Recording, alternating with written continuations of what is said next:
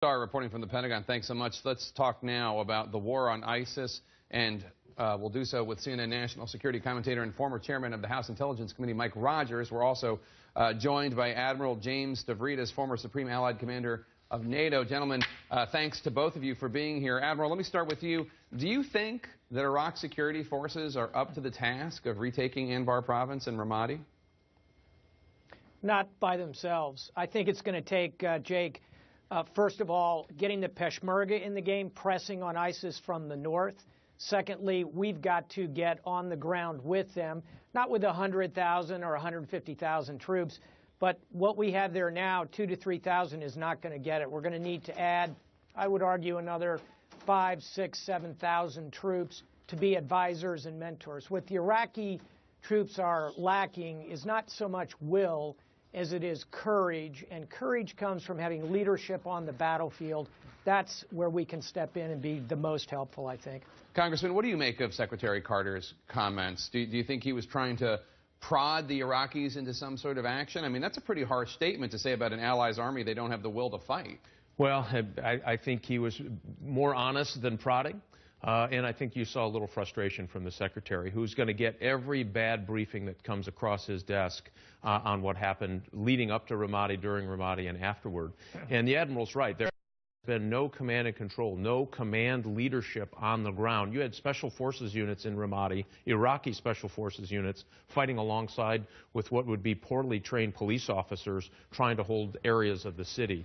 And you have, add on top of that, this sectarian problem with the notion that we're going into a city like Ramadi with Iranian-backed Shia militias is a huge problem. That doesn't give confidence to the Sunni soldiers in Iraq. That whole stew, if you will, is leading to very, very poor performance on the battlefield. Admiral, Iraq's interior minister fired back saying that there isn't enough U.S. support to defeat ISIS and that their military is ill-equipped. They need more equipment from the U.S. Does the U.S. need to do more? You said that up to 7,000 more U.S. troops is, or even more, that the U.S. needs to do in your view.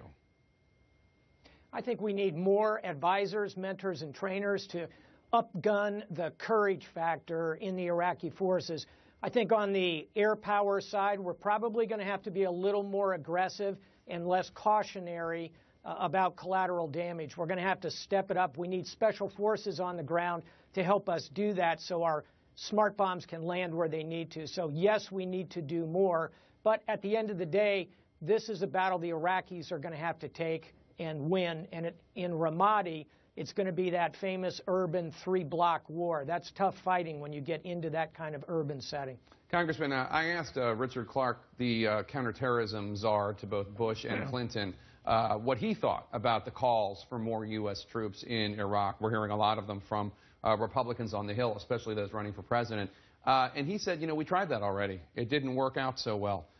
What would you say to a skeptic who says, you know, we sent 150,000 U.S. troops into Iraq. That's not our problem to solve.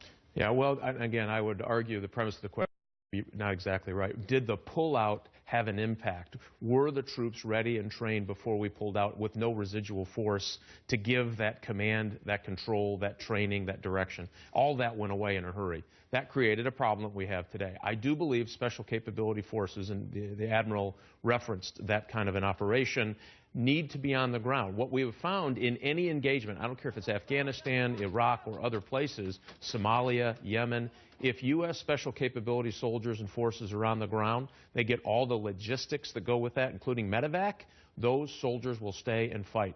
They'll be in the fight to the bitter end. They've lost that part. And without regaining that command and control on the battlefield, you won't get effective fighting on the battlefield. You don't need 100,000. You don't need 150,000. You do need to supplant these forces. Otherwise, you're going to get into a sectarian battle between Iran, Shia militias in Iraq, Sunni tribe members, and ISIS. That is a loser for both the Middle East and U.S. long-term policy. Admiral, ISIS showed tremendous tactical capability in capturing Ramadi. The details that we're hearing now about the way that they captured that city, even though Iraqi forces outnumbered them 10 to 1, are remarkable and chilling. Do you think there's a real chance of Baghdad falling to ISIS?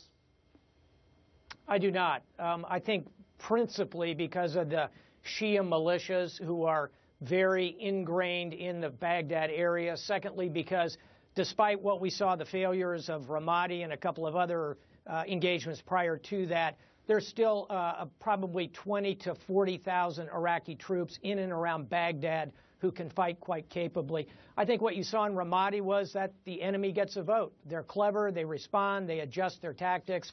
We need to continue to put them under three-front pressure. Peshmerga from the north, the bombing campaign from the west, and get these Iraqi security forces in the game coming up from the south. Put them under three-axis pressure. We'll see they're not 10 feet tall. Admiral, as long as I have you here, I do want to ask you about Russian President Vladimir Putin, being that you're a former Supreme Allied Commander of NATO. There's this military exercise, quote-unquote, with 12,000 Russian troops deployed, along with numerous aircrafts, weapon systems to the northwest part of the country. Again, Putin's calling it a military exercise. As the former Supreme Allied Commander of NATO, what do you read into this? I think the really concerning aspect is that these are so-called snap exercises. In other words, they're done without any warning. They are instantaneous. Whenever NATO does a comparable exercise, we let everybody in the neighborhood know. We actually invite the Russians to come observe. We do that to make sure we keep tension down.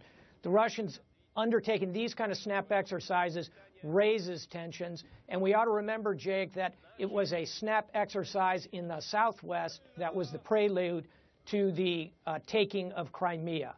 So these snap exercises are very concerning. They're not the right way for Putin to be acting if he's, as he says, trying to reduce tensions. Right. Well, he's obviously not. Admiral James Stavridis and former Congressman Mike Rogers, thank you so much.